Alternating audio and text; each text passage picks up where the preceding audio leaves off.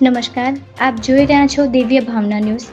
27 ઓગસ્ટે બહારના દરભંગા જિલ્લામાં રાહુલ ગાંધીની વોટર અધિકાર યાત્રા માટે સ્વાગત મંચ બનાવવામાં આવ્યો હતો।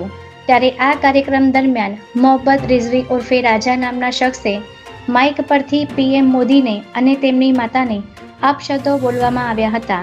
જે માતા ગરીબીની અવસ્થામાં જેમને ઉછેર કરી સંસ્કાર સાથે ઘડતર કરીને દેશનું નેતૃત્વ કરી સેવા યજ્ઞ કરી રહ્યા છે તેવા વડાપ્રધાન નરેન્દ્ર મોદીના માતૃશ્રીને અપશબ્દો બોલવામાં આવ્યા હોવાથી જે મંચ પરથી માતૃગૌરવનું હનન થયું છે તે ઇન્ડિયા ગઠબંધનના કોંગ્રેસ આરજેડી સહિતના નેતાઓ દેશની માફી માંગે તેવી માંગણી તથા લાગણી સાથે રાજકોટ મહાનગર ભારતીય જનતા પાર્ટી દ્વારા રાજકોટ શહેરના કલેક્ટરશ્રીને આવેદનપત્ર આપવામાં આવ્યું છે।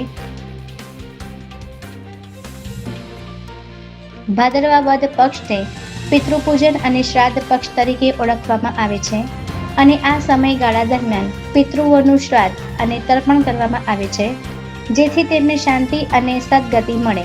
આ વર્ષે શ્રાદ્ધ પક્ષનો પ્રારંભ 8મી સપ્ટેમ્બર શરૂ થયો છે અને 21મી સપ્ટેમ્બરે તેનું સમાપન થશે।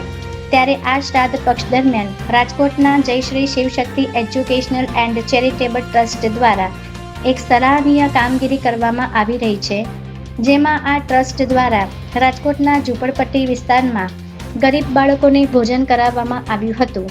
કોઈએ પોતાના પિતૃ પાછળ જમણવાર કરવો હોય તો તેઓ આ એનજીઓનો સંપર્ક કરે છે અને આ રીતે તેઓના દ્વારા બાળકોને જમાડવામાં આવે છે। જય હિન્દ, જય ભારત।